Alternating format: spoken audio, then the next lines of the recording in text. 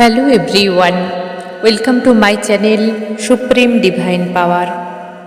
I am Supreme Energy Sujata Adhikari, teacher of energy science and spiritual trainer. আশা করছি সবাই ভালোই আছেন। ভালো থাকার চেষ্টা করুন। চলছে নবরাত্রি। তো এই ভিডিওটা না দিয়ে পারলাম না। এই ভিডিওটা আজকে আপনারা থাম্বনেল দেখেই বুঝতে পারছেন যে আলোচনা কি হতে চলেছে। আজকের ভিডিওতে আলোচনা করব নবরাত্রি রহস্য। এই নবরাত্রি তো আমরা অনেকেই করি, কিন্তু এই নবরাত্রির রহস্য কে কতজন বুঝতে পারেন ভালোভাবে, আজকে সেই রহস্য উদ্ঘাটন করার চেষ্টা করব। আশা করছি আপনাদের ভালো লাগবে। যারা নবরাত্রি করেন তারা তো শুনবেন, যারা এখনও নবরাত্রি করেননি আমার মনে হয় এরপর থেকে আপনারাও করতে চাইবেন। বলে দেব অনেক কিছু জিনিস যা আপনাদের ভালো লাগবে। তবে হ্যাঁ, আমি এই যে ভিডিওগুলো বানাচ্ছি, যে জিনিসগুলো আমি আপনাদের জন্য উপহার হিসাবে আনছি, যে মেসেজগুলো আনছি, যদি ভালো লাগে তাহলে অবশ্যই আমাকে কমেন্ট করুন আপনার কীরকম লাগলো, আপনি কোথা থেকে শুনছেন বা কোথায় থাকেন। অবশ্যই লিখুন যে আমি এই জায়গা থেকে শুনছি, কীরকম হয়েছে, কীরকম লাগলো। কীরকম হয়েছে মানে আপনার অন্তরের ভেতরে পৌঁছাতে পেরেছে কিনা এই বাক্যগুলো, কতটা আপনি এর মধ্যে জানতেন, এই বিষয়ে বলছি। দেখুন, জানার কোনো শেষ নেই। প্রত্যেকটা মানুষ জানতেই চলেছে, আরও জানবো, আরও জানবো, আরও জানবো। এবং যদি ভালো লাগে একটা লাইক করতে ভুলবেন না। এই লাইকটা করলে আমার ভিডিওগুলো দেখি, যখন আমি লাইক এসেছে তখন ভালো লাগে যে আরও কিছু ভালো ভিডিও নিয়ে আসি, মনে একটা উৎসাহ পাই। ঠিক আছে, তো চলুন শুরু করি নবরাত্রি রহস্য। নবরাত্রি, প্রথম কথা হলো যেই নবরাত্রি কথাটার মানে কি আছে। নবরাত্রি মানেই হয়ে গেল 9 রাত্রি। এই 9 রাত্রিতে 9 রকম দেবীর পূজা হয়, এটা আমরা সবাই জানি। 9 দিন 9 দেবীর পূজা হয়। এই যে পূজা হয় 9 দিনে, অমাবস্যা থেকে প্রায় শুরু হয়ে যায়। অমাবস্যা, প্রথমা, দ্বিতীয়া, তৃতীয়া, এইভাবে একটু একটু করে অন্ধকার থেকে আলোর দিকে যাত্রা, তাই না? কারণ চাঁদ এখনও কিন্তু অমাবস্যা বা প্রথমায় দেখা যায় না। ধীরে ধীরে দ্বিতীয়া থেকে একটু একটু করে করে আলোর দিকে যেতে হয়। এবং দশমী বা বিজয় দশমী, তারপরে আসে পূর্ণিমা, অনেক পরে আসে পূর্ণিমা। তাহলে চাঁদ দশমীর দিন কিন্তু অনেকটাই বেড়ে যায়, অনেকটাই জ্যোৎস্না হয়ে যায়, তাই না? তো এই যে অন্ধকার থেকে আলোর যাত্রা, অন্ধকার হলো শক্তির প্রতীক। দেবী দুর্গা অন্ধকারকে বিনাশ করে আলোর পথে এগিয়ে চলেন। তো এই যে 9 দেবীর পূজা হয়, আমরা নবরাত্রি তো পালন করি। কিভাবে পালন করি প্রথমে বলে দিই, অনেক রকমভাবে। আমাদের মনটাই হলো সব কিছু। আমরা যদি মনটাকে পজিটিভ রাখি তাহলে আমরা অনেক রকম করে পুজো করতে পারি। আর যদি আমরা মনকে বিষক্রিয়া করে ফেলি যে এটা হয়তো ঠিক হলো না বা ওঠায় কোনো খুঁত আছে, তাহলে কোনো দিনই আপনি শান্তি পাবেন না। তো আমরা কেউ কেউ উপবাস, পূর্ণ উপবাস করে পুরো দিনটাকে বা রাতটাকে দিনে একবার খেয়ে বা আংশিক উপবাস করে আমরা নবরাত্রি পালন করি। আমাদের শরীরের ওপর ডিপেন্ড করে, তবে অবশ্যই নিরামিষ আহার গ্রহণ করতে হবে। অনেকে শুধু ফল, দুধ, এগুলো, এই আহারগুলো নিয়েও নবরাত্রি পালন করেন। অনেকে আবার এর মধ্যে কিছু ডালিয়া, সবজি, ফল, মিষ্টি এগুলো খেয়েও করেন।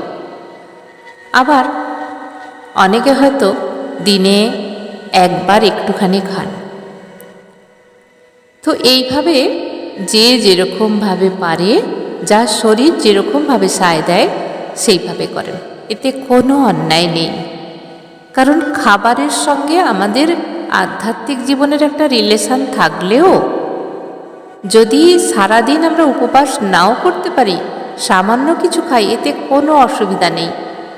কারণ আমাদের শরীরটা চালাতে হবে তো। এই শরীরটাকে যদি একটু খাবার না দেওয়া যায়, শরীর কিভাবে কাজ করবে, কিভাবে আমরা উঠবো, বসবো, নিজস্ব কাজকর্মগুলো করব। তাই আমরা অল্প আহার নিতেই পারি। এতে করে কি হবে, কেন অল্প আহারের কথা বলা হয়েছে বা সহজপাচ্য খাবারের কথা কেন বলা হয়েছে বলে দিই। আমরা যখন সাধনা করি, ধ্যান সাধনা করি, তখন আমরা যে লিকুইড ফর্মে বা হালকা কোনো খাবার খাই, তখন সেটা যখন পাচন হয়, পেটের মধ্যে যে ডাইজেশন হয়, সেই সময় আমাদের ঊর্জা বা শক্তি বেশি খরচ হয় না। তো পেটের মধ্যে যদি অনেক ঊর্জা খরচ হয়ে যায়, অনেক শক্তি খরচ হয়ে যায় ডাইজেস্ট করতে, তাহলে আমাদের শক্তি ওপরের দিকে ওঠাতে কষ্ট হয়। যদি লিকুইড ফর্মে আমরা খাবার খেয়ে থাকি বা হালকা কিছু খাবার খেয়ে থাকি, তাহলে আমাদের বডি অনেকটা লাইট থাকে এবং ধ্যানে মন বসে, ঊর্জাকে আমরা ওপরের দিকে ওঠাতে পারি। এবারে বলবো মায়ের মূর্তি বা ফটো বা ঘট স্থাপনা, এগুলো হলো প্রতীক। এই যে মায়ের বিগ্রহ আমরা সামনে রাখি, মূর্তি আকারে হতে পারে, পট আকারে হতে পারে।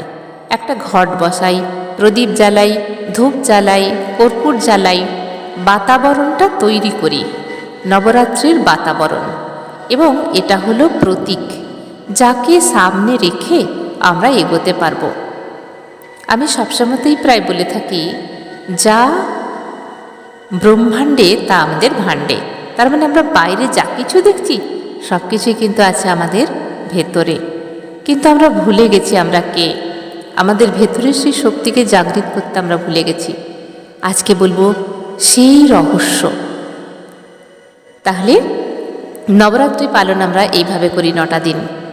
তো কি হয়, এই নবরাত্রির 3টে করে দিন 3 দেবীর পুজো হয়ে থাকে। প্রথম 3 দিন যে দেবীর পূজা হয়ে থাকে, দেবী দুর্গার পূজা হয়ে থাকে। এটা হলো তমগুণের প্রতীক। কিভাবে? দেবী দুর্গা, দেখবেন দেবী দুর্গা কি করছে, যুদ্ধ করছে, তাই তো, অসুর নিধন করছে। এর মানেটা বুঝতে হবে। প্রথম 3 দিন হচ্ছে আমাদের 3টে চক্রের ওপর কাজ। এই 3টে চক্র কি কি অনেকেই হয়তো জানেন না। আমাদের শরীরের ভেতরে ঠিক বললে ভুল হবে, আমাদের স্পিরিচুয়াল বডিতে 7টা চক্র আছে। এই 7টা চক্রের হিসাব আমরা পাই, কিন্তু আছে মোটামুটি তন্ত্রে 9টা চক্র বলা হয়। আজকে 9টা চক্রের কথাই বলবো। তাহলে প্রথম 3 দিন পূজা হয়, দেবী দুর্গার পূজা হয়। এই দেবী দুর্গা হলেন, দহন করেন। কি দহন করেন? আমাদের ভেতরের যে অসুরত্ব, দেবী দুর্গা অসুর নিধন করছেন, তো আমরা এটা দেখি। তাহলে আমাদের ভেতরের যে অসুর তত্ত্বকে দমন করেন 3 দিন। তো এই 3 দিন আমাদের ভেতরের লোভ, হিংসা, আমাদের যে কাম, ক্রোধ, মোহ, হিংসা, এগুলোকে ধ্বংস করেন দেবী দুর্গা। এই 3 দিন দেবী দুর্গার ধ্যান করতে হয়। কিভাবে করব সব বলে দেব। 3টে চক্রের ওপর কাজ। চক্র হচ্ছে মূলাধার চক্র, আমাদের একদম মলদ্বারের কাছেই আছে। প্রথম 3 দিন এই 3টে চক্রের ওপর কাজ করতে হবে। মূলাধার চক্রের কাছে ধ্যান করুন, মন নিয়ে গিয়ে মনটাকে কনসেন্ট্রেশন করান মূলাধার চক্রে। এবং এরপর স্বাধিষ্ঠান চক্র। স্বাধিষ্ঠান চক্র হচ্ছে নাভির নিচে, যেটা জল তত্ত্ব, আর মূলাধার চক্র হলো পৃথিবী তত্ত্ব। তাহলে মূলাধার চক্র কোথায় অবস্থিত? আমাদের একদম শিরদাঁড়ার নিচে বা মলদ্বারের কাছে অবস্থিত। এর কালার হলো লাল এবং এখানকার বীজ মন্ত্র হলো লম, এবং মনকে ফোকাস করে এখানে ধ্যান করতে হয়। এটা হলো পৃথিবী তত্ত্ব। এই পৃথিবীর সঙ্গে যে আমরা জুড়ে আছি মায়া, মোহ, সব কিছু নিয়ে। আমাদের মায়া, যে কোনো জিনিসের ওপর বহুত যখন মায়া হয়ে যায়, আমরা মায়া কাটাতে পারি না। তো এখানে পৃথিবী তত্ত্বের ওপর আমরা কনসেন্ট্রেশন করে ধ্যান করব। এর পরের ধ্যান হচ্ছে স্বাধিষ্ঠান চক্র, যেটা নাভি থেকে ঠিক 4 আঙুল নিচে অবস্থিত। এর কালার হলো অরেঞ্জ কালার। এখানে আমাদের শরীরের যে জল তত্ত্ব, এটা হলো জল তত্ত্ব, শরীরের রক্ত, রস, এই সমস্ত কিছু ব্যালেন্স করে, এবং আমাদের ইমোশনাল, রিলেশনশিপ, ক্রিয়েটিভিটি, এবং আমাদের যে সেক্সুয়াল যে ডিজিজগুলো আছে, বা সেক্সুয়াল প্রবলেম, বা সেক্সুয়াল না প্রবলেম থাকলেও হবে, এই জায়গাটা পুরোটা দেখে। রিপ্রোডাক্টিভ সিস্টেম এখানে আছে। তো আমরা এই জায়গাতেও কিন্তু ধ্যান করব। এই জায়গার বীজ মন্ত্র হলো ওম। এরপরে আমাদের মণিপুর চক্র জাগাতে হয়। মণিপুর চক্র হলো নাভির কাছে অবস্থিত। এর কালার হচ্ছে ইয়েলো কালার বা হলুদ কালার। এর মন্ত্র হলো রম। এই চক্র আপনাকে কনফিডেন্স লেভেল জাগাতে সাহায্য করবে, এবং পাওয়ার, শরীরের যে একটা পাওয়ার, মনের পাওয়ার, শরীরের পাওয়ার, সব কিছু পাওয়ার জাগাতে সাহায্য করবে। তাহলে 3 দিন দেবী দুর্গার পুজো কীভাবে হচ্ছে দেখুন। আমাদের সবার মধ্যে কিন্তু সেক্সের প্রতিক্রিয়া আছে, সেটা কখনো অমানসিকভাবে, কখনো সন্তুলন থাকে। তাই সেটাকে কন্ট্রোল করার জন্যে, তাহলে কী হচ্ছে, আমাদের মোহ, লোভ, আকাঙ্ক্ষা, এই সমস্ত যাতে ব্যালেন্সে থাকে, এবং আমাদের যখন মণিপুর চক্রে ভীষণভাবে পাওয়ার জেগে যায়, পাওয়ারের আমরা অনেক সময় মিসবিহেভ করে ফেলি, তো সেগুলোকে ব্যালেন্স করতে দেবী দুর্গার পূজা করা হয় 3 দিন। তার পরের 3 দিন আসে মহালক্ষ্মীর পুজো, মা লক্ষ্মীর পুজো। উগ্র রূপ চলে যায়, মা দুর্গার যে উগ্র রূপ সেটা চলে গিয়ে শান্ত রূপ চলে আসে। চতুর্থ, পঞ্চম এবং ষষ্ঠী 3 দিন মা মহালক্ষ্মীর পূজা করা হয়, এবং এই সময় দেবীকে সাজানো হয় হলুদ ফুল, নীল ফুল, সাদা ফুল দিয়ে, এবং এই সময় আমাদের হার্ট চক্র জাগৃত করা হয়। আর হার্ট চক্রের কালার হলো গ্রিন কালার, সবুজ। মনের মধ্যে প্রেম, দয়াভাব, করুণাভাব এগুলো জাগৃত হয়। যখন এখানে আমরা ধ্যান করি 3 দিন, তখন এই জায়গাতেই আমরা 3 দিন থাকি, কারণ এই জায়গাটা হলো আমাদের যে 7টা চক্র আছে তার মিডিল অফ দ্য পয়েন্ট। কারণ এই হার্ট চক্রের নিচে আছে 3টে চক্র, হার্ট চক্রের উপরে আছে 3টে চক্র, এবং মহালক্ষ্মীর পুজো হয় এই 3 দিন। এবং যখনই আমরা থ্রোট চক্রে উঠছি, গলার কলার বোনের কাছে থ্রোট চক্র আছে, সেই সময় আমাদের মা সরস্বতী মানে বাগদেবীর ধ্যান করতে হয়। বাগদেবীর ধ্যান, মা সরস্বতীর ধ্যান মানে আমাদের কথা বলার টেকনিক, কথা বলার ভয়েস, যাতে কথায় মধুরতা আসে, যাকে এমন কোনো বাক্য আমরা বলে না দিই কেউ হার্ট হয়, কেউ কষ্ট পায়। এটা কন্ট্রোল করে মা সরস্বতী, এবং নতুন কিছু ক্রিয়েটিভিটি করতে, জ্ঞান প্রদান করতে। কোথায়? এর পরের চক্রে থার্ড আই চক্র। থার্ড আই চক্রে আমাদের জ্ঞান চক্ষু, মা সরস্বতী কি দিচ্ছে? জ্ঞান দিচ্ছে, বিবেক দিচ্ছে, বুদ্ধি দিচ্ছে। এগুলো আমরা মা সরস্বতীর থেকে পাই। এবং এর পরে আসে আমাদের ক্রাউন, 7টা চক্র। ক্রাউন চক্র মানে টপ অফ দ্য হেড, মাথার একদম ওপরে।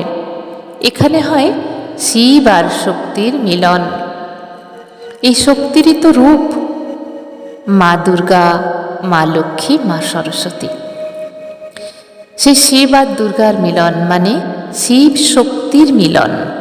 আমাদের প্রত্যেকের শরীরের মধ্যে, শরীরও বলবো না, আমাদের স্পিরিচুয়াল বডির মধ্যে আছে শিব আর শক্তি, এবং সেটা থাকে কম বেশি, ব্যালেন্স করতে হয়। এই নবরাত্রিতে সেই কুণ্ডলিনী মা মূলাধার চক্র থেকে চক্র ভেদ করে ধীরে ধীরে ধীরে ধীরে সহস্রারে পৌঁছায় শিবের কাছে। তখনই হয় শিব শক্তির মিলন। এবং এরপরে সপ্তম দিন। সপ্তম দিন হচ্ছে ক্রাউন চক্রের ওপরে থাকে বিন্দু, বিন্দু চক্র। এই বিন্দু চক্রে ধ্যানে লীন হয়ে যেতে হয়, একটা পয়েন্টে নিয়ে আসতে হয় এক ধ্যান। এতদিন যে আমরা ধ্যান করলাম, মন্ত্র চ্যান্টিং করলাম, সমস্ত কিছু একটা পয়েন্টে আসে, যেখানে সমাধির অবস্থায় চলে আসে বিন্দু চক্রে। তার উপরে হচ্ছে নাদ। নাদ চক্র, একে বলা হয় ব্রহ্মাণ্ডের সঙ্গে কানেকশান, যেখানে শুধু ওম ধ্বনি। আমরা মুখে বলতেও পারি, আবার নাদ শুনতেও পারি, একে বলা হয় অনাহত নাদ। ওম ধ্বনি ব্রহ্মাণ্ডের এখানে আমরা শুনতেও পারি, বলতেও পারি। ওম চ্যান্টিং করতে করতে ওম ময় হয়ে যায় আমাদের পুরো মন, aura, body, spiritual body, physical body, mind, soul, সব কিছু ওমে একাকার হয়ে যায়। এই সময় শুধুমাত্র ধ্যান, মেডিটেশন, চুপ করে বসে থাকা। এরপরে আমি চক্রগুলো তো এখন বুঝিয়ে দিলাম, এরপরে বলবো এই নবরাত্রি চলাকালীন কি কি করতে হয়। Must compulsory. যতটা টাইম পারবেন মৌন থাকার চেষ্টা করুন। আমাদের ঊর্জা খরচ করার দরকার নেই।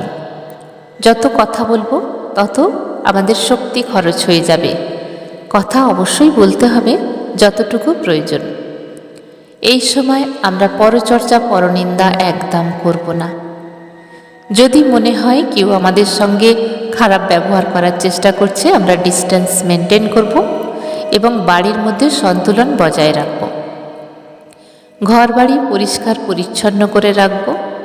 পূজার জায়গাটা অবশ্যই পরিষ্কার পরিচ্ছন্ন করে রাখব এবং যেই বস্ত্রে আমরা মন্ত্র চ্যান্টিং করব, মেডিটেশন করব, সেই বস্ত্র যেন এক হয়, সেটা ধোবার প্রয়োজন নেই।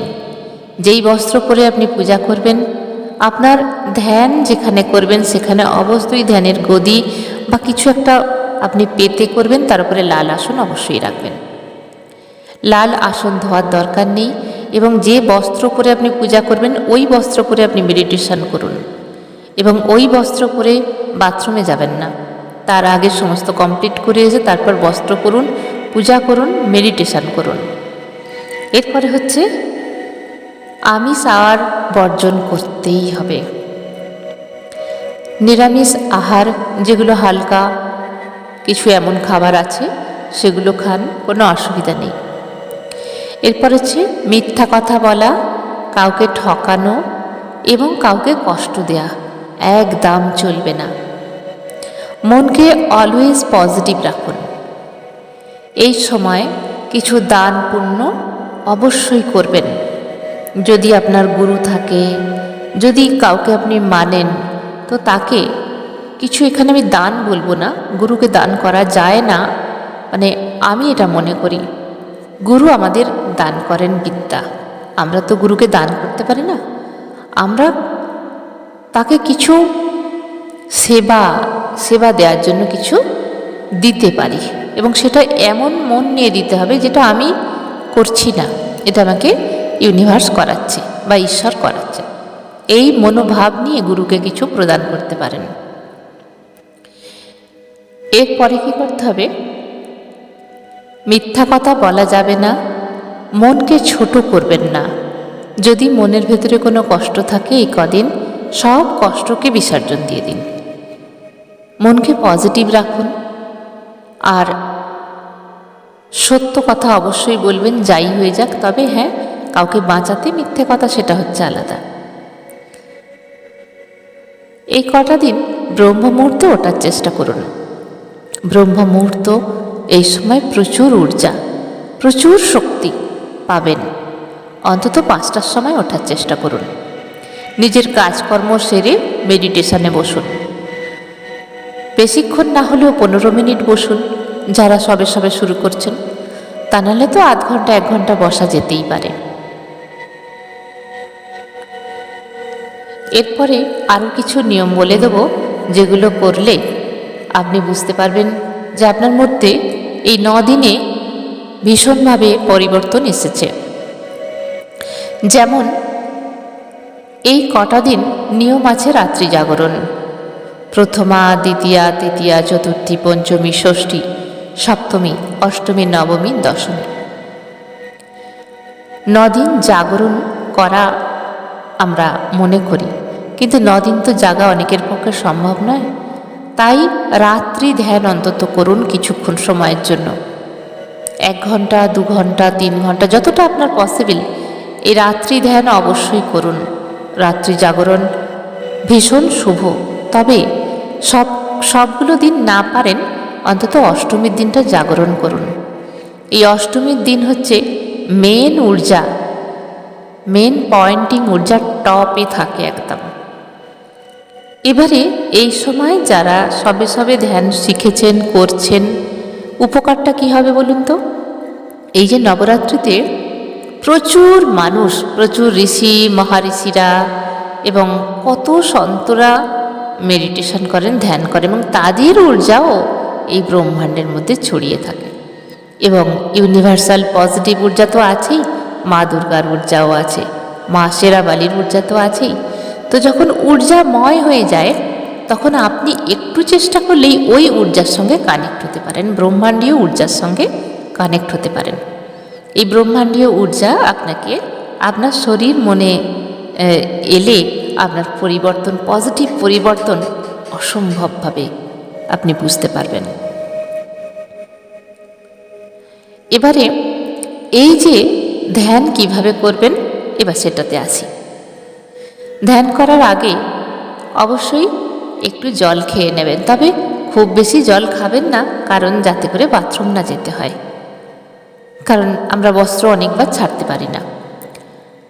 তো মেডিটেশনে বসার আগে অবশ্যই জল একটুখানি খেয়ে নিন, 2 ঘট 3 ঘট খেয়ে নিন। সামনে একটু জলের পাত্র রাখুন। আপনার যে কপারের যে ঘটি হয়, তামার ঘটি হয়, বা গ্লাসে করেও আপনি রাখতে পারেন। আপনি যে মন্ত্রটা চ্যান্টিং করবেন, সেই জলটা আপনি পরে খেতে পারেন এবং বাড়ির চারপাশে ছড়াতে পারেন, বাড়ির মধ্যে ছড়াতে পারেন। এই সময় আমরা কি করব? বীজ মন্ত্র চ্যান্টিং করব। প্রথম 3 দিন দুর্গা বীজ মন্ত্র আমরা চ্যান্টিং করব। প্রথম 3 দিন কি করব? আমরা তো 3টে চক্রের ওপর কাজ করছি এবং বীজ মন্ত্র আমরা চ্যান্টিং করব। মা দুর্গার বীজ মন্ত্র কি আছে? হ্রিং। হ্রিং মন্ত্র আপনারা চ্যান্টিং করতে পারেন, বা ওম দুম দুর্গায় নমঃ, এছাড়া অনেক দুর্গার মন্ত্র আছে, এগুলো চ্যান্টিং করতে পারেন। যদি 108 বার করতে পারেন ভীষণ ভালো। তাহলে এই 3 দিন দুর্গা বীজ মন্ত্র এবং দুর্গা সপ্তশতী আপনারা ইউটিউব থেকে চালিয়ে শুনতে পারেন। এরপরে যখন আরও 3 দিন, মানে 3 দিনের পরে 6 দিন, চতুর্থ, পঞ্চমী এবং ষষ্ঠীর দিন আপনারা মা মহালক্ষ্মীর বীজ মন্ত্র চ্যান্টিং করবেন। মহালক্ষ্মীর বীজ মন্ত্র হল শ্রীম বা শ্রীম বীজি, বা ওম শ্রীং শ্রীয়ে নমঃ, বা ওম শ্রী শ্রী মহালক্ষ্মী আয় নমঃ, বা শুধু শ্রীম। বীজ মন্ত্র হলো শ্রীম। আপনারা শুধু বীজ মন্ত্রটাই 108 বার চ্যান্টিং করতে পারেন। এতে করে কি হবে? আপনার ভেতরকার যে ক্লিয়ারিটি, লক্ষ্মী মানে কি হলো? সুন্দর, পবিত্র। আমাদের ভেতরকার সেই পবিত্রতা জেগে উঠবে, সুন্দরতা জেগে উঠবে। সুন্দর মানে আমরা দেখতে সুন্দর, খুব সুন্দর হয়ে যাবে এটা ঠিক নয়, আমাদের মন সুন্দর, আমাদের দেখার শক্তিটা সুন্দর হয়ে যাবে, আমাদের ভাবনাটা সুন্দর হয়ে যাবে, যা আগে হয়তো ছিল না। এই মা লক্ষ্মী জাগা মানে আমাদের কথা, আমাদের ভাবনা, আমাদের দেখার শক্তি, এগুলো সমস্ত সুন্দর হয়ে যাবে। মানুষ আপনাকে পছন্দ করবে, আপনার সান্নিধ্য পেতে চাইবে, সে আপনি মা হিসাবে হন, বাবা হিসাবে হন, স্ত্রী হিসাবে হন, বন্ধু হিসাবে হন, যেই হিসাবেই হন। আপনার ভেতরে করুণা জাগৃত হবে, প্রেম, প্রীতি, ভালোবাসা জাগৃত হবে। এরপরের বীজমন্ত্র হলো মা সরস্বতীর বীজমন্ত্র। বীজমন্ত্র হলো ঐম। এই ঐম মন্ত্র আপনারা 7 মানে সপ্তমী, অষ্টমী এবং নবমী এই 3 দিন আপনারা ঐম মন্ত্র চ্যান্টিং করুন। এতে করে কি হবে, আপনার বাক সিদ্ধ হবে, আপনার কথা বলার টেকনিক সুন্দর হবে, আপনার ভয়েস সুন্দর হবে এবং কাউকে কিছু কথা বলার আগে অনেকবার ভাববেন। হয়তো অনেক কিছু শুনছেন, টু দ্য পয়েন্টে অ্যান্সার আপনি দিতে পারবেন, বেশি কথা না বললেও হবে। তো আমাদের বুদ্ধি কাজ করবে, বিবেক কাজ করবে। এই 3 দিন ঐম মন্ত্র চ্যান্টিং করতে হবে। ওই যে বললাম 108 বার করে করলে খুব ভালো হয়। শুভ্রতার প্রতীক, মন শুদ্ধ হয়। মা সরস্বতী কী করেন, মনকে শুদ্ধ করেন, পবিত্র করেন।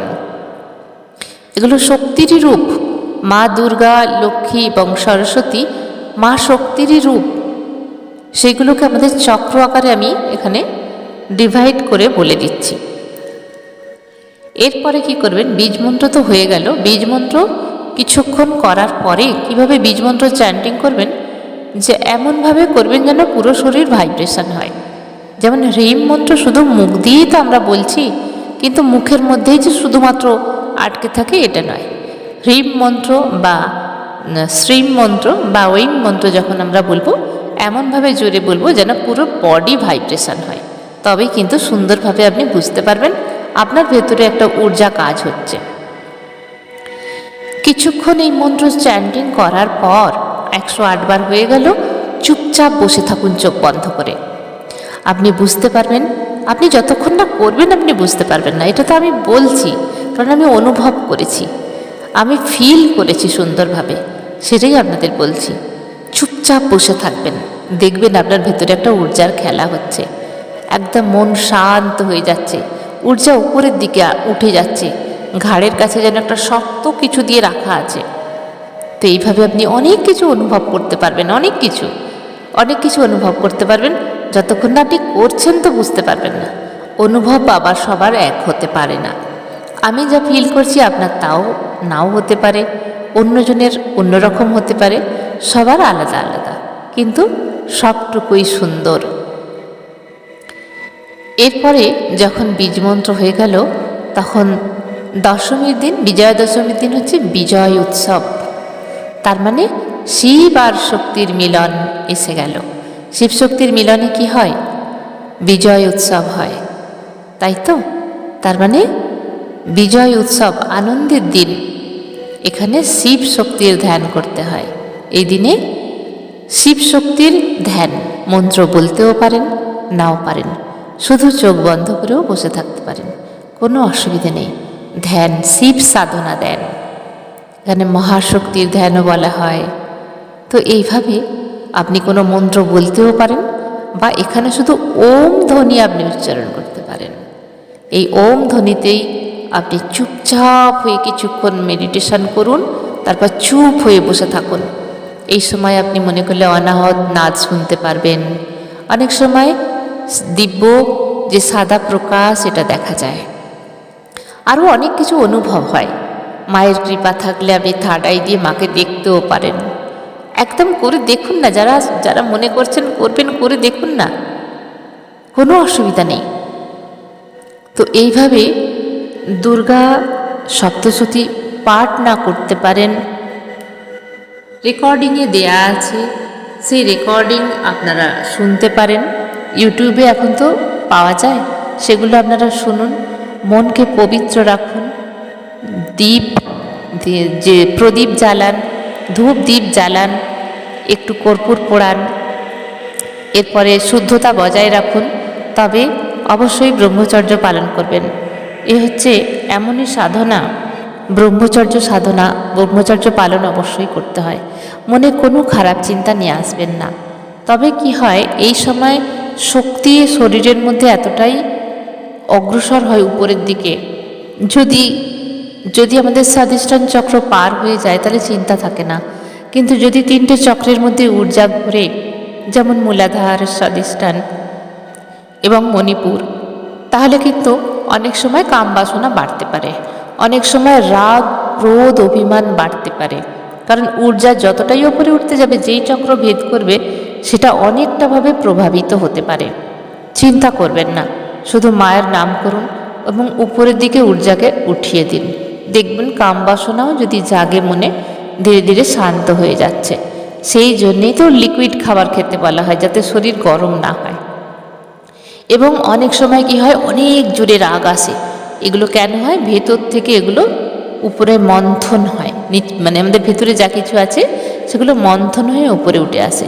এটা ভাববেন না আমি উপবাস করে বা মায়ের যে মেডিটেশন করছি আমার কি লাভ হচ্ছে, সেই তো আমি রেগে যাচ্ছি, রাগার কারণ খুঁজে পাচ্ছি না। এটা শুভ লক্ষণ। তবে কারোর ওপরে এই রাগ দেখাবেন না। রাগ হয়েছে নিজে কাঁদুন, নিজে ঘুষি মারুন, যেন লেগে যায় না। আমি ঘুষি মারতে বলছি কোথায়? বিছানায়, বালিশে, এগুলোতে মারুন, নরম জায়গায় মারুন, নিজে কাঁদুন। কাউকে কারোর ওপরে এই কদিন আঘাত করবেন না। পশুদের, প্রাণীদের এই সময়, পশু পাখি প্রাণী যারা আছে তাদের সঙ্গে একটু কথা বলুন। কিভাবে কথা বলবেন? ওরা সব বুঝতে পারে। সামনে গিয়ে কথা বলুন, তাদেরকে একটু যত্ন করে খেতে দিন এই কদিন। বাড়িতে যদি বয়স্ক কোনো মানুষ থাকে, অবশ্যই এই কটা দিন তাদেরকে একটু হলেও যত্ন করুন।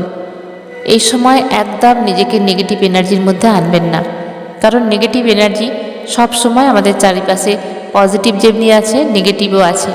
আর আমরা এই যে 3D লেভেলের মানুষ, নেগেটিভ এনার্জিকে প্রায়োরিটি বেশি দিই, পজিটিভকে দিই না। আর মুখে বলি আমরা পজিটিভ থাকবো, তো হাবি কে হয়? নেগেটিভ। সেই জন্য নেগেটিভ এনার্জি আমাদের উপর হাবি হবার ভয় থাকে। অল্পতেই আমরা চিল্লামিল্লি করে ফেলি, অল্পতেই আমরা রেগে যাই, অল্পতেই মাথা গরম হয়ে যায়, অল্পতেই রাগ উঠে যায়। কেন? এটা তো নেগেটিভ এনার্জি হাবি হয়ে যায়। তাই খুব সাবধানে থাকবেন। আর যখনই ভালো কিছু সময় আসে, হাইলি পজিটিভ এনার্জি বলা হয়। এই যে দেবী মুহূর্ত, হাইলি পজিটিভ, তো হাইলি নেগেটিভ তো থাকবেই, তাই না? যেমনি দিন আছে তেমনি রাত আছে।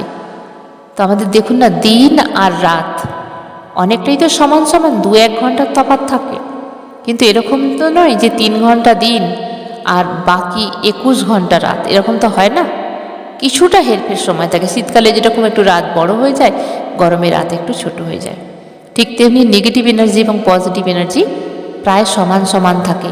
এবার আমরা সেটাকে কিভাবে ক্রিয়েট করব, সেটা আমাদের উপর ডিপেন্ড করে। তবে জানবেন, মা মহাশক্তি জাগৃত হয় এই নবরাত্রিতে। এই নবরাত্রিতে মা মহাশক্তি যখন জাগৃত হয়, সেই জন্যই প্রথম 3 দিন মায়া দুর্গার পুজো করতে হয়, দুর্গা মন্ত্র চ্যান্টিং করতে হয়। এতে করে কি হয়, এই যে নেগেটিভ ঊর্জা, এটাকে দূরে করা হয়, একে প্রহার করা হয়, ধ্বংস করে দেয়া হয়। এটাই মা দুর্গার রূপ। এবং এই সময় যদি 9টা দিন, আমার গুরুজি বলেন 9 দিন এই যে আছে নবরাত্রিতে, 9 ঘন্টা করে যদি ধ্যান করতে পারো, তাহলে তোমার জীবন বদলে যাবে। তবে এটা আমি আপনাদের করতে বলবো না, গুরু ছাড়া এটা সম্ভব নয়। গুরুর নির্দেশ পেয়ে, গুরুর আদেশ পেয়ে, গুরু কিছু বলে দেন, তবেই এগুলো কিন্তু করা উচিত। তো সত্যি লাইফ চেঞ্জ হয়ে যায় 9 দিন 9 ঘন্টা মেডিটেশন বা ধ্যান যারা করতে পারেন, তাদের লাইফ অটোমেটিক চেঞ্জ হবেই হবে, হতে বাধ্য। আমি নিজে করে দেখেছি, লাইফ বিউটিফুলভাবে চেঞ্জ হয়ে যায়। তো মোটামুটি আমি নবরাত্রির রহস্য, নবরাত্রি যে 9টা রাত, এই 9টা রাত এক এক করে অনেক অনেক আমরা যারা করতে পারি, সত্যি ঈশ্বরের দান ছাড়া আর কিছুই নয়। 2টো নবরাত্রি আসে আমাদের পুরো বছরের মধ্যে। একটা শরৎকালের দুর্গা যে নবরাত্রি হয় শরৎ নবরাত্রি, এটা হচ্ছে চৈত্র নবরাত্রি। তবে নবরাত্রি আরও গুপ্ত নবরাত্রি দুটো আছে এবং নবরাত্রি 12 মাসেই আসে, সেটার এখানে আলোচনা করলাম না, কিন্তু মেন আমরা এই দুটো নবরাত্রি পালন করে থাকি। তো চৈত্র নবরাত্রি আর যারা করেন আবার দুর্গা নবরাত্রি, আমি কিন্তু দুটোই করে থাকি। এই চৈত্র নবরাত্রিটা আমি খুব ভালোভাবে করতে পারি, টাইম থাকে আমার কাছে। দুর্গা নবরাত্রিটা একটু 19-20 হয়ে যায়, কারণ বাড়িতে দুর্গা পূজা হয়, সেই জন্য অতটা সময় দিতে পারি না, কিন্তু মায়ের সঙ্গে সারাক্ষণ থাকি, মায়ের সেবা করি, মায়ের কাছে থাকি। কিন্তু সেটা হচ্ছে বাইরের জগৎ। দুর্গা যখন নবরাত্রি আমি শরৎ নবরাত্রিটা করি তখন হচ্ছে বাইরের সম্পূর্ণ পূজাটা করি, আর এই যে চৈত্র নবরাত্রি এটা ভেতরের পূজা করি। জানবেন বাইরে যেটুকু আছে সেটা যেমনি সত্যি, আমাদের ভিতরে যেটা আছে সেটাও চরম সত্যি। এই যে নবরাত্রি, এই যে শক্তি জাগরণ, এটা কোথাকার শক্তি জাগরণ? আপনার ভিতরের, আমার ভিতরের শক্তিকে জাগৃত করা হয়। এই শক্তিকে জাগৃত করে রূপান্তর করা হয়, কারণ আমরা ভুলে গেছি আমরা মা শক্তিরই অংশ, আমাদের মধ্যেও অনেক শক্তি আছে, আমরা সেগুলো ভুলতে বসেছি। ঈশ্বর আর কোথাও নেই, ঈশ্বর আমাদের ভেতরেই আছে, আমরা হাত ধরিয়ে বেড়াচ্ছি বাইরে। তবে হ্যাঁ, বাইরে যতক্ষণ না আপনি অবলম্বন করবেন ততক্ষণ ভিতরে আপনি এন্টার করতেই পারবেন না। ধরুন আপনি আপনার ঠাকুর ঘরে বসে আছেন বা কোনো মন্দিরে গেছেন, সেখানে যখন আপনি বিগ্রহ দেখছেন তখন তাকে আঁকড়ে ধরছেন, তার সঙ্গে কথা বলছেন, এটাই হলো শুরু, আঁকড়ে ধরা, সামনে কাউকে একটা অবলম্বন করা। যখন আপনি আরও ধীরে ধীরে সাধনা পথে চলবেন তখন গুরু আপনাকে শেখাবে যে কিভাবে অন্তর ধ্যান করতে হয়, বহির ধ্যান থেকে অন্তর ধ্যান। যারা অন্তর ধ্যান শিখে যান তখন তারা আর বাইরের মূর্তির পূজা কম করে দেন। তো যারা করতে চান করে দেখুন। তবে আমি মোটামুটি নিয়মগুলোর কথা বললাম, যতটুকু করলে আমরা যারা সাধনা করি আমাদের শক্তি আমরা যতটা পারি আমাদের ঊর্জাকে বাড়িয়ে নিতে পারি। তবে এর বাইরেও আরও অনেক গুপ্ত নিয়ম আছে যেগুলো ইউটিউবে বলা সম্ভব নয়। যতটুকু বলা সম্ভব ততটুকু আমি এখানে শেয়ার করলাম। যতটুকু শেয়ার করলাম আপনারা ততটুকু নাও পারেন, যতটুকু পারবেন ততটুকু করুন। এই কটা দিন অন্তত যদি পারেন অবশ্যই নিরামিষ আহার গ্রহণ করুন, ধূপদীপ বাড়িতে জ্বালান এবং পরিষ্কার পরিচ্ছন্নতা বজায় রাখুন। ব্রহ্ম মুহূর্তে উঠুন, একটু নাম জপ করুন। যদি আপনার পরিবারে এটা আপনার পক্ষে সম্ভব না হয় তাহলে একটা কথা বলে দিই, অন্তত 5 মিনিট সময় বের করুন। 5 মিনিট বেশিক্ষণ নয়, প্রার্থনা করুন। স্নান করে শুদ্ধ হয়ে মা দুর্গা বা মা মহাশক্তির কাছে প্রার্থনা করুন যে আমাকে শক্তি দাও, আমি যে সংসারে আছি যেন সেই সংসারকে সুন্দর করে এখানে সব কিছু ব্যালেন্স করে নিয়ে চলতে পারি। তারপরে যখন সময় আসবে তখন আমি নবরাত্রি করব। অন্তত 5টা মিনিট তাকে স্মরণ করুন। 5 মিনিট এমন কিছু নয়, এটুকু অন্তত করুন, দেখবেন আপনার মনের পরিবর্তন হয়েছে। কারণ এই যে পৃথিবীর মানুষ, আমরা অনেক মানুষকে দেখছি মনের শান্তি নেই, অনেক কিছু আছে কিন্তু মনের শান্তি নেই। এছাড়া আরও অনেক কিছু আমরা মানুষের লাইফে দেখতে পাচ্ছি, কার্মিক থেকে শুরু করে রিলেশনশিপ প্রবলেম, মানি প্রবলেম, শারীরিক প্রবলেম, বডি প্রবলেম, সব কিছু আছে। কারণ মনে শান্তি নেই। সবটুকুই তো আমাদের মাইন্ডের খেলা, তাই না? তো আমরা কি করব, এই নবরাত্রি একদম ওয়েস্ট করব না। অনেক সাধনার পর, অনেক দিন সাধনা, আমি এটাকে বলি দিন সাধনা, একটা করে দিন যায় অপেক্ষায় থাকি, তারপরেই নবরাত্রি আসে। 9টা দিন মুখের কথা নয়, করে দেখুন। যারা করতে পারবেন করে দেখুন, অবশ্যই চেঞ্জ হবেন। তো আমরা যতটা পারি, দেখুন তিনি হলেন মা, তাই না? মা দুর্গা, মা লক্ষ্মী, মা সরস্বতী, এগুলো রূপ, এগুলো আমাদেরই ব্যবহার আচারের রূপ। আমরা কখনো শান্ত, আমরা ধরুন মহিলারা কখনো শান্ত রূপে যখন সুন্দর করে শাড়ি পরে মাথায় ঘোমটা দিয়ে হাতে প্রদীপ নিয়ে, তখন মা লক্ষ্মীরই রূপ। আমরা সুন্দর করে সাজুগুজু করে থাকি মা লক্ষ্মীরই রূপ। আবার যখন আমরা রেগে যাই কাউকে কিছু শেখাতে গিয়ে, বা আমাদের সঙ্গে কেউ উল্টো আচরণ করছে তাকে কিছু শিক্ষা দিতে গিয়ে যখন আমরা রেগে যাই, যখন আমরা ক্রুদ্ধ আচরণ করি, তখন ওটা হলো মা দুর্গার রূপ। আবার যখন আমরা কোনো কাউকে জ্ঞান দিচ্ছি, তার বিবেক জাগিয়ে তুলছি, আমরা বাচ্চাদের পড়াচ্ছি, হাজব্যান্ডদের কোনোভাবে হেল্প করছি বা বুদ্ধি করে সংসারটা চালাচ্ছি, সেটা হলো মা সরস্বতী। আর শিবশক্তি কোনটা? যখন আমরা হাজব্যান্ড অ্যান্ড ওয়াইফ দুটোতে খুব সুন্দরভাবে মিলেমিশে আছি, এটাই হলো শিবশক্তি। তাহলে এটা আমাদেরই রূপ। এই রূপটাকেই কল্পনা করে বিগ্রহ আকারে দেখানো হয়েছে। এগুলো হচ্ছে প্রতীক। আর আমরা যখন ঘট বসাই, সামনে একটা প্রতীক, যাকে লক্ষ্য করে আমরা এগিয়ে যেতে পারি। একটা লক্ষ্য চাই, তাই না? এছাড়া আর কিছুই নয়। আমাদের ভেতরেও আছে সেই অসীম শক্তি। সেই অসীম শক্তি কোনো কোনো মানুষের কখনো কখনো একটু আধটু জাগৃত হয়ে পড়ে।